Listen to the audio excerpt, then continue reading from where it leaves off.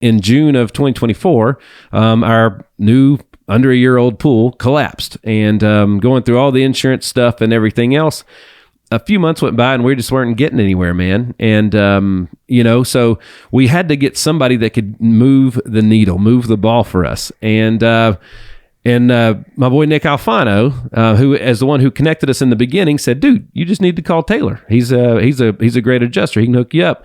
And boy, he was not lying. I called you. I think it was a Saturday. You came over same day. And Taylor, we wouldn't be where we're at in the legal process getting to the bottom of this thing if it hadn't been for all the work that you did, the investigative work, the guidance and everything else, because we didn't know when to call a lawyer. We didn't know what type of lawyer to call. Bro, it literally saved my family. It saved my family.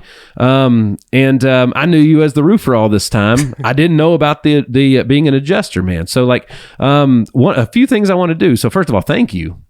For doing that. But pleasure, how long have you been doing that? Being an adjuster? How'd you get into it? What's it like? I was fascinated. Yeah. Well, thank you. And I really appreciate you saying that. It means a lot to me. But I've been in roofing for 5-6 years now, but about 2 years in, majority of the work that we do is a storm restoration type project. So severe windstorm, hailstorm, tornadoes, whatever, come through and cause damage to your home. You want to reach out to a roofing company to get a thorough investigation done and see what is damaged, what isn't. Is it from the storm? Is it not? And then compile the documentation to help the homeowner prove that loss. But there's very little quality training in the roofing and home service space. So I knew that majority of the work I was doing was in insurance restoration. So I started looking into the licensing of that because I carry a public adjuster's license and a property and casualty producer license, ultimately so that I could get a peek behind the curtains of how is insurance intended to be worked and used and leveraged, and what is the intent behind it? What was it designed for?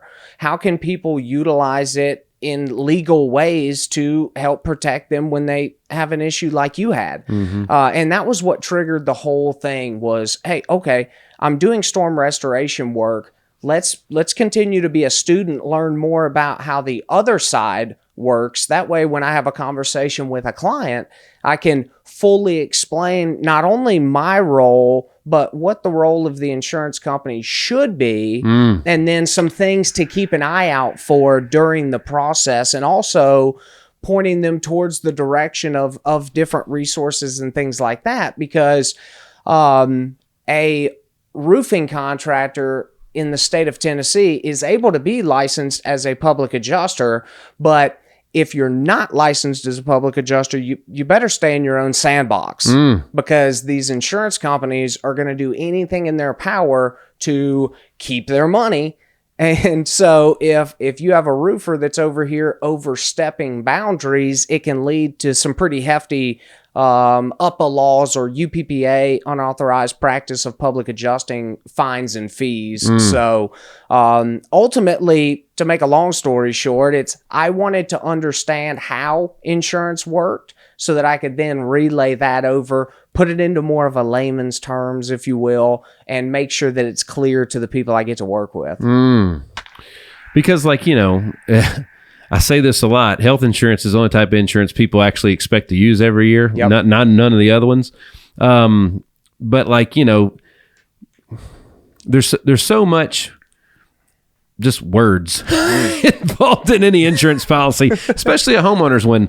And when you're adding, there's all these gaps that you got to cover, in between things. And especially when you're, the pool was an addition to the home, which means it was an addition to the insurance policy. And it's amazing how much we even learned. We're insurance people, and it's how much we learned about that process from going through it, and it's ironically enough, we were going through that insurance claim, as well as, not earlier this year we had a deer, so we were going through another one with the car and so on and so forth. But it's, so it's there when you need it. But again, our insurance company did not cover our pool, very clearly stated it, even though you helped us appeal it 3 times just to make sure. But that wasn't our, that wasn't, and they shouldn't have covered it. That's why we're in a legal matter right now with it, right? You know what I mean? So it's just, but again, we wouldn't have known what to know. I might have resented my own insurance company had I not had somebody that knew what they were doing to balance everything, all the information coming back and forth and everything else. It's just, I don't know, man. It doesn't pay me to learn that stuff, right? Which is just like it doesn't pay me to learn everything about what my accountant does. I just want to know that I send it to them, everything they need. They do. We've got a common goal together. They do their part. I do mine. They get paid. I get paid because I was able to do what I do. And it worked out. So I got to say it was a great experience. The reason why it was a great experience, though, and I think it's why you're such a badass roofer, is because the where we're at in 2025 this year with all the new technology and AI and everything else, it just feels like customer service has just kind of gone out the window. I don't think it's necessarily on purpose. I think it's because people can reach people at scale and they've never been able to do that before, and that you have to manage a lot of relationships that way. Both online and in person, and I think people are struggling with that. But working with you, it was never one of those things where, like, we send a text or an email and 3 or 4 days later we can get a response. It was always same day response, and just the turnaround was so fast. The whole process got really quick for us in that pool thing once we started working with you. But more importantly, we understand what we were actually doing and what we needed to accomplish. Well, and I think that's why so many people will reach out and hire professionals for things, because to your point, it does us no good to focus on and learn some of these things that maybe we're not great at. Just go find the professional that is, but make sure you're educating yourself to where you know how it should go, just in case something looks fishy. And that's what I like to do on the roofing side of things, is point these customers towards, United Policyholders. They have a nonprofit that has a ton of resources for homeowners if their insurance company's playing games. Or based on their insurance company, here's some things that I've seen in my experience that may help you. That way they can see, all right, this is how it should go. And then in the event that X happens, we're going to do Y. It's all about, how's the process and everything going to flow? And then how are you conveying that over to your homeowner, and then making sure that that's clear so that all the expectations are there, and then you can move through the process, because the roofing contractor has a role, the homeowner has a role, and the carrier has a role throughout the process. And they need to play in those sandboxes. But to your point, if I've never been through a property insurance claim and I'm going up against my insurance company who does thousands a day, who's going to win if it comes down to, we're going to, move the goalposts, the carrier's going to win. And so educating the homeowner to know what should and shouldn't happen and how the process should flow is just a massively powerful tool. And that's where I'm kind of transitioning into in the roofing space with the Ammons Advantage, is to try and get that into as many owners and sales reps' hands as possible so that they can provide that white glove experience at scale and replicate that and just continue to grow their business, but provide massive value to their clients. Is that so? Ammons Advantage, that's more of a consulting type situation company, right? Correct. Yes, because, and I'm sure that we'll briefly get into this, but there's an acquisition on the horizon, and in that role, I'll be able to step into being a director of sales, which is my bread and butter. It's everything that I enjoy doing. And I'll be excited later on in the episode to dive into kind of business in general, because I was a cocky sales rep. I was making my 10% commission. The jobs were averaging 30 to 40% gross margins, and I was doing everything besides ordering the materials.